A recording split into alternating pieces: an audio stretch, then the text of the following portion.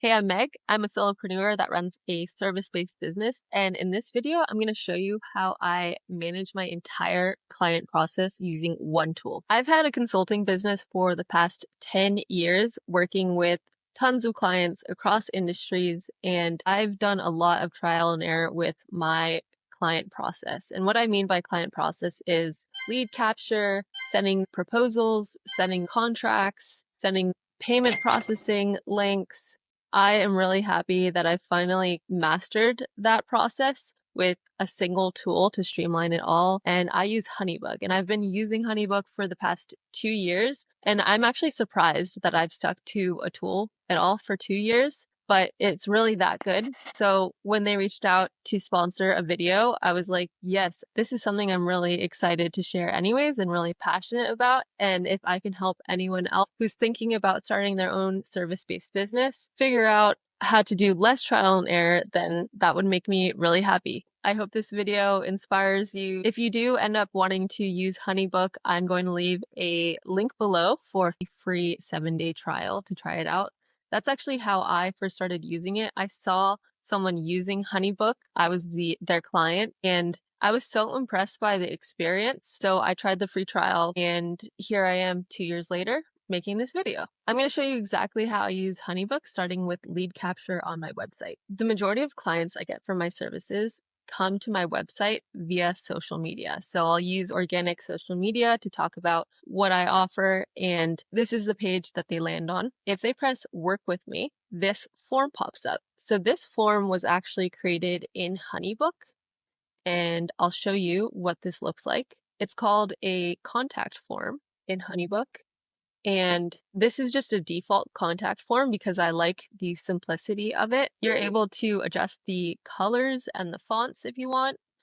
And you can even use just a direct link if you don't want to embed it into your website. So you could copy the link down here, or you can press publish and it will give you this code that you copy and you put in your website.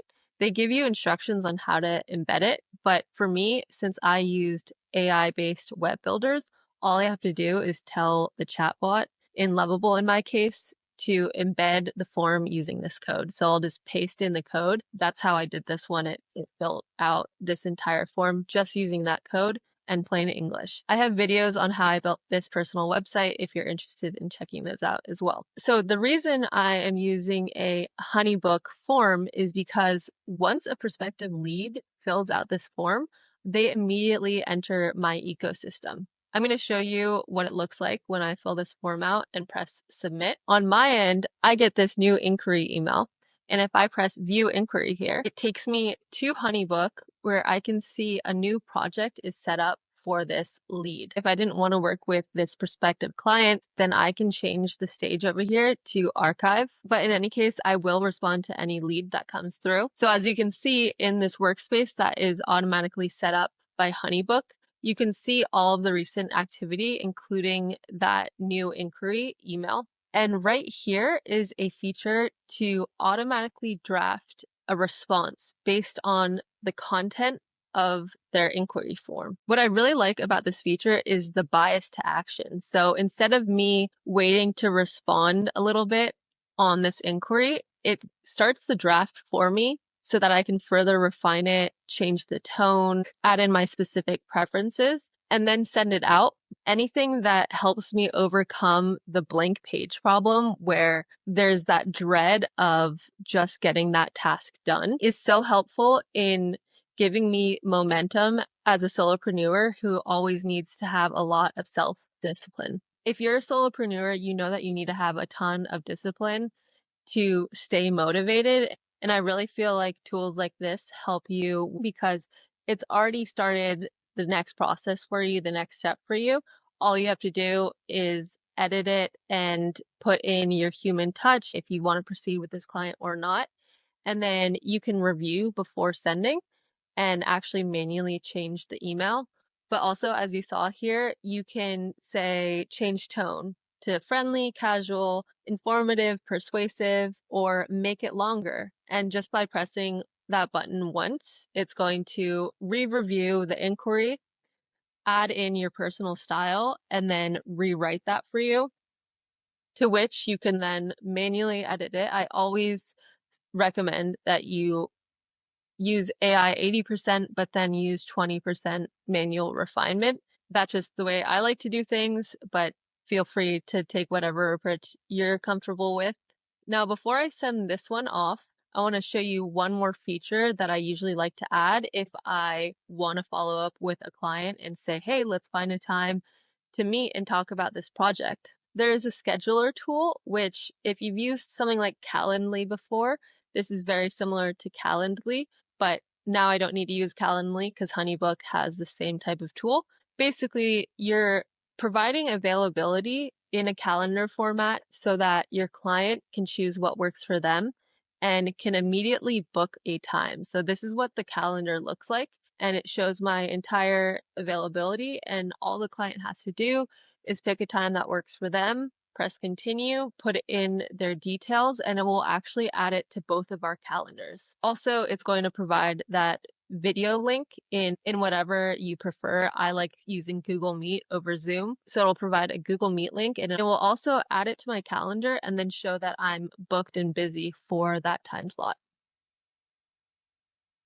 So back in my email, I'll take out the part that says, please respond to this email with a few time slots. And instead I'll say, please choose a time that works well for you. And then I'll use this little icon here to insert session availability. This puts in my 3 next available time slots, but it also gives them a link to that calendar so that they can choose any time from there. So it sent it directly from this workspace from my email, meg@spreadaioli.com. All of the correspondence is in one place, and I don't have to ever dig for any emails, which I have wasted hours of my life doing. This client workspace is the single source of truth for the remainder of the project, which is so helpful because I used to manage so many different tools like Google Drive. I would put things in Notion. I would have all of my correspondence in Gmail. I would use the Notes app, and instead I can put notes here or any details I need to remember about the project. I can also mark the different stages that we're in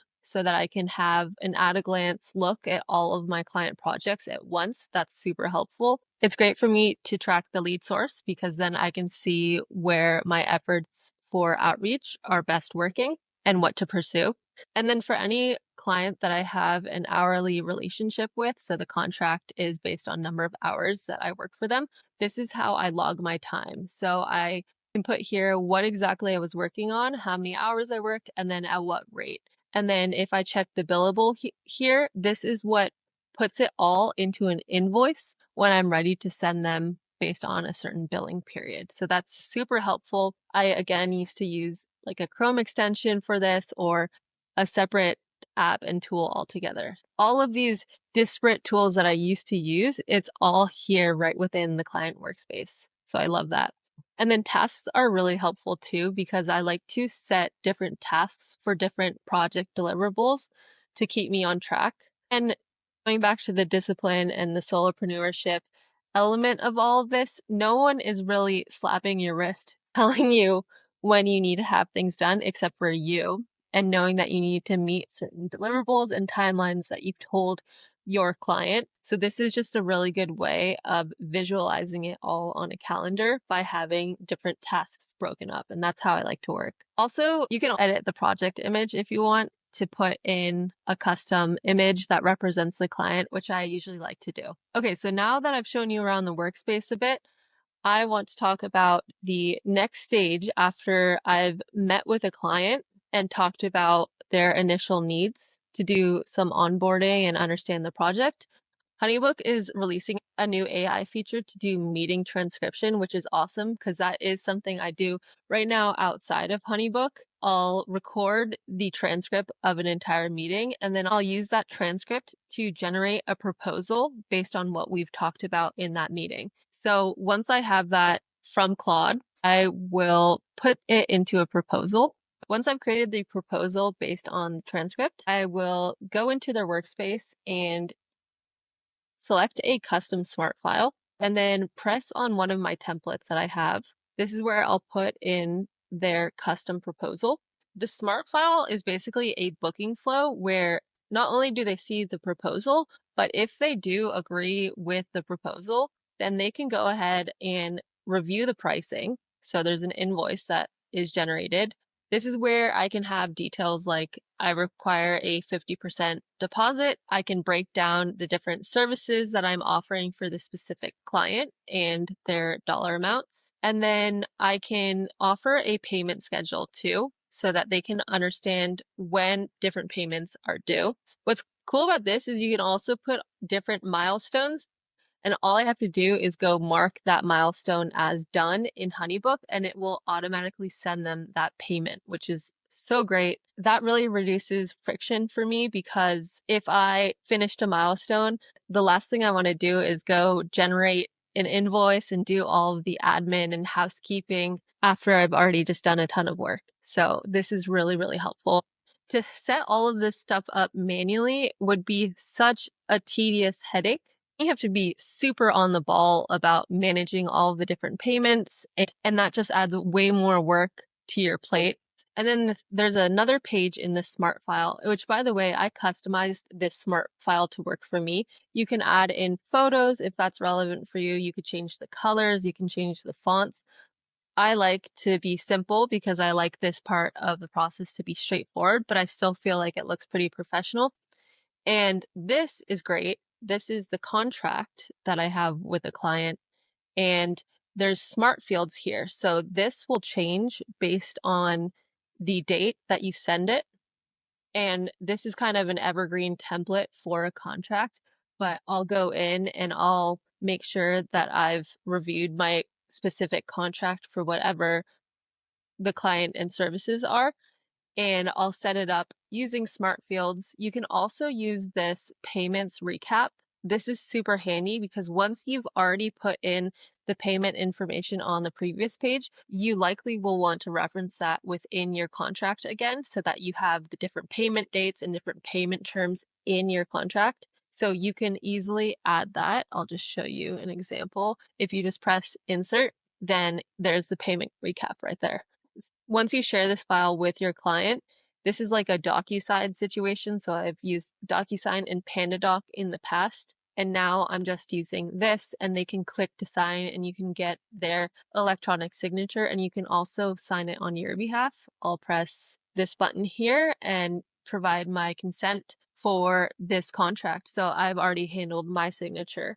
Cool. And then the next page is the deposit. And over here on the right, you have different settings. If you want to allow your client to pay with credit card, you can just do that. Or if you also want to allow bank transfer, you can do that as well. You can also mandate that the client uses autopay, meaning they have to pay within your schedule. So it will automatically charge their credit card or their bank according to the payment schedule that they've agreed to earlier on in the contract. You can also set up a late fee here. If a client is late in paying something, it will automatically add on this late fee that you can determine whether that's 1 through 10%. What's great about this too is there's Google or Apple Pay options, which make it really convenient for your client. It's a really good user experience overall. And again, it's reducing friction for the payment processing step, which I always find to be a burden. And I used to get messages like, hey, I can't pay with card. Can I use the bank instead? And before, I had to make a lot more accommodations, and now this payment option has made it really easy. After payment, I always include a questionnaire because immediately I want to get information from the client. So I always create a questionnaire relevant to the specific project. And then finally, I tell them what the next steps are. And I think that this is a really good way to tell the client, thank you for paying. I'm going to be with you in 48 hours and you'll hear from me. You need some sort of gratification, especially after you've made a large payment. This helps mitigate any sort of buyer's remorse that the client might have after dropping a large amount of money on this service and then not hearing back. You never know when the client is going to sign and pay for this agreement, and so it doesn't guarantee that you're going to be at the computer and ready to send a follow-up thank you email.